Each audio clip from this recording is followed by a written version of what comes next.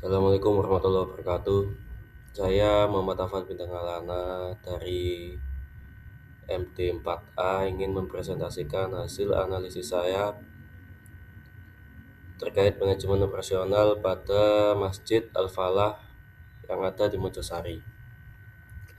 Pertama-tama, masjid tidak hanya berfungsi sebagai tempat ibadah, tapi juga sebagai pusat kegiatan keagamaan, pendidikan, sosial, dan pemberdayaan masyarakat. Oleh karena itu, mengelola masjid memerlukan manajemen operasional yang baik agar seluruh aktivitas dapat berjalan secara aktif, efektif, efisien, dan berkelanjutan. Manajemen operasional merupakan proses mengelola sumber daya yang dimiliki organisasi untuk menghasilkan pelayanan yang berkualitas sesuai dengan tujuan organisasi. Masjid Al-Falah Mojosari sebagai salah satu masjid yang aktif menyelenggarakan berbagai kegiatan keagamaan memerlukan sistem pengelolaan personal yang mampu mendukung kelancaran pelayanan kepada jamaah. Analisis ini bertujuan untuk mengetahui bagaimana penerapan fungsi-fungsi manajemen operasional dalam kegiatan sehari-hari di masjid. Selanjutnya, pengertian manajemen operasional yaitu proses perencanaan, pengorganisasian, pelaksanaan, dan pengendalian seluruh sumber daya organisasi untuk menghasilkan barang maupun jasa secara efektif dan efisien. Dalam konteks masjid, produk yang dihasilkan bukan berupa barang, melainkan pelayanan ibadah dan pelayanan sosial kepada masyarakat. Menurut konsep manajemen, fungsi operasional meliputi yaitu dibagi 4. Yang pertama, perencanaan, pengorganisasian, pelaksanaan, dan pengawasan. Keempat fungsi tersebut saling berkaitan dalam menciptakan pelayanan yang berkualitas. Untuk selanjutnya,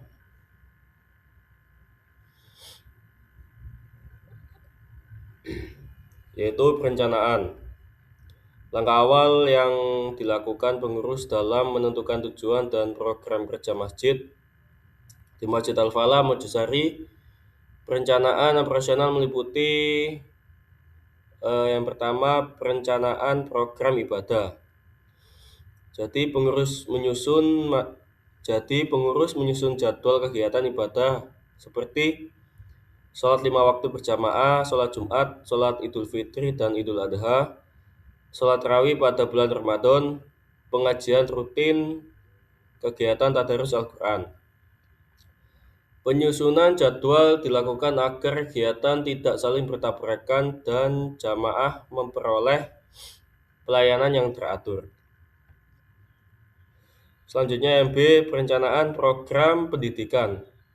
Jadi masjid juga menyusun kegiatan pendidikan antara lain Taman Pendidikan atau TPA, Taman Pendidikan Al-Quran, kajian kitab, ceramah agama, pembinaan remaja masjid, dan pelatihan membaca Al-Quran. Program tersebut bertujuan meningkatkan kualitas pemahaman agama masyarakat. Selanjutnya yang C, perencanaan keuangan. Pengurus menyusun anggaran operasional yang dilakukan untuk pembayaran listrik, air, honor petugas kebersihan, perawatan bangunan, perawatan sound system, kegiatan sosial, dan kegiatan keagamaan. Dan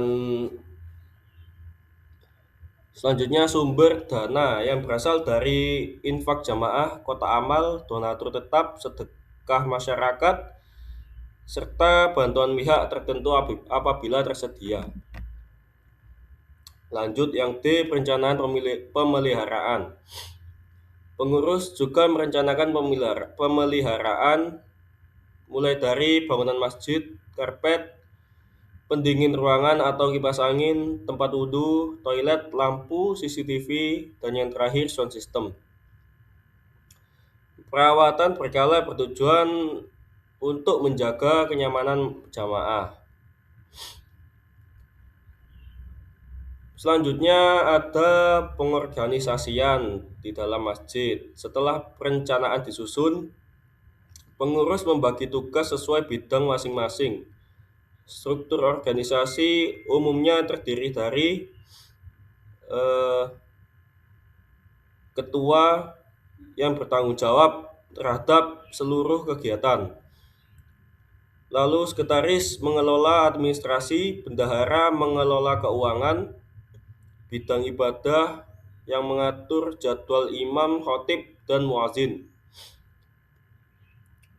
Selanjutnya bidang pendidikan mengelola pengajian atau TPA, bidang kebersihan memastikan kebersihan masjid setiap hari. Bidang sarana bertanggung jawab terhadap perawatan fasilitas dan yang terakhir bidang keamanan, menjaga ketertiban terutama saat sholat Jumat dan kegiatan besar. Pembagian tugas tersebut membuat setiap pengurus memiliki tanggung jawab yang jelas sehingga operasional berjalan lebih efektif.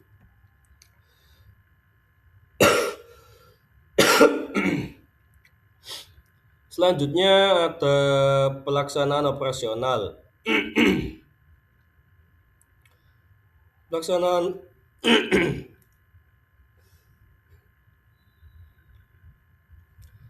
Pelaksanaan operasional di sini meliputi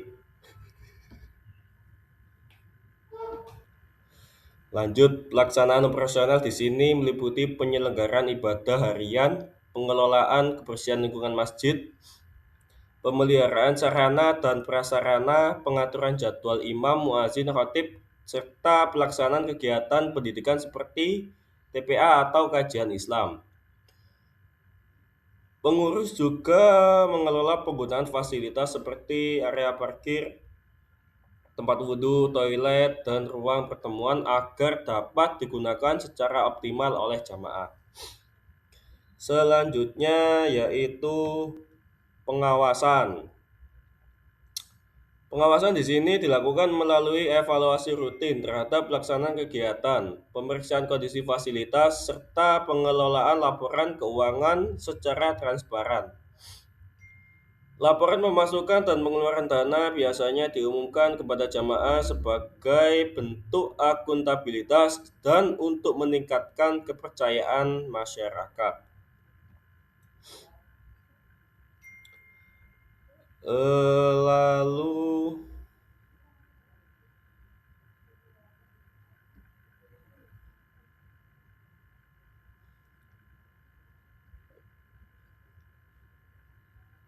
Lalu ada juga manajemen keuangan dan operasional digunakan secara efektif untuk misalnya operasional harian, perawatan bangunan, kegiatan dakwah, kegiatan sosial, serta pembelian perlengkapan.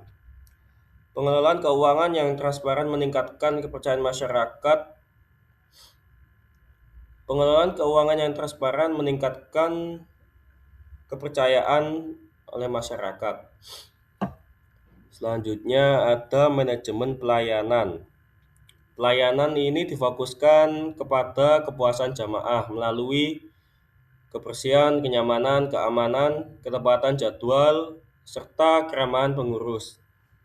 Semakin baik pelayanannya, semakin tinggi juga partisipasi dari masyarakat. Lanjut. Di sini ada analisis SWOT.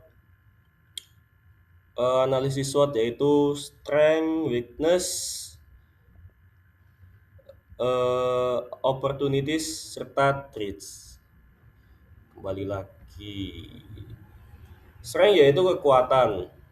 Jadi kekuatan dari manajemen operasionalnya, pengurus memiliki pembagian tugas yang jelas, program ibadah yang berjalan rutin, dukungan jamaah cukup baik, fasilitas masjid relatif memadai, serta keuangan dikelola secara terbuka. Selanjutnya ada weakness, kelemahan, ketergantungan pada dana infak, keterlibatan generasi muda belum optimal, administrasi sebagian masih dilakukan secara manual, serta jadwal perawatan fasilitas perlu terus ditingkatkan. Selanjutnya, opportunities atau peluangnya pemanfaatan teknologi digital dalam administrasi, pengembangan program pemberdayaan ekonomi umat, kerjasama dengan lembaga pendidikan dan sosial, serta peningkatan kegiatan pembinaan remaja. Dan yang terakhir, ancaman ini penurunan jumlah donasi apabila kondisi ekonomi masyarakat melemah. Kerusakan fasilitas yang membutuhkan biaya besar, menurunnya partisipasi jamaah apabila kualitas pelayanan tidak dipertahankan. Jadi yang dapat saya simpulkan berdasarkan analisis di atas, jadi penerapan manajemen operasional di Masjid Al-Falah Mojosari telah mencerminkan fungsi-fungsi utama manajemen, yaitu dari perencanaan, pengorganisasian, pelaksanaan, serta pengawasan. Pengurus mampu mengelola kegiatan ibadah, pendidikan, sosial, serta pemeliharaan sarana dan prasarana secara terstruktur sehingga pelayanan kepada jamaah dapat berjalan dengan baik. Jadi meskipun demikian, masih terdapat beberapa aspek yang dapat ditingkatkan seperti digitalisasi administrasi, peningkatan partisipasi generasi muda, penyusunan indikator kinerja, dan pengembangan sumber pendanaan agar operasional masjid semakin efektif dan berkelanjutan. Ada pula saran meningkatkan penggunaan sistem administrasi dan laporan keuangan berbasis digital, menyusun standar operasional prosedur atau yang dikenal biasanya SOP untuk setiap bidang kepengurusan. Lalu mengadakan pelatihan manajemen bagi pengurus dan relawan, mengoptimalkan peran remaja masjid dalam kegiatan dakwah dan media sosial. Dan yang terakhir, melakukan evaluasi operasional secara berkala untuk meningkatkan kualitas pelayanan kepada jamaah. Sekian, terima kasih yang dapat saya sampaikan. Wassalamualaikum warahmatullahi wabarakatuh.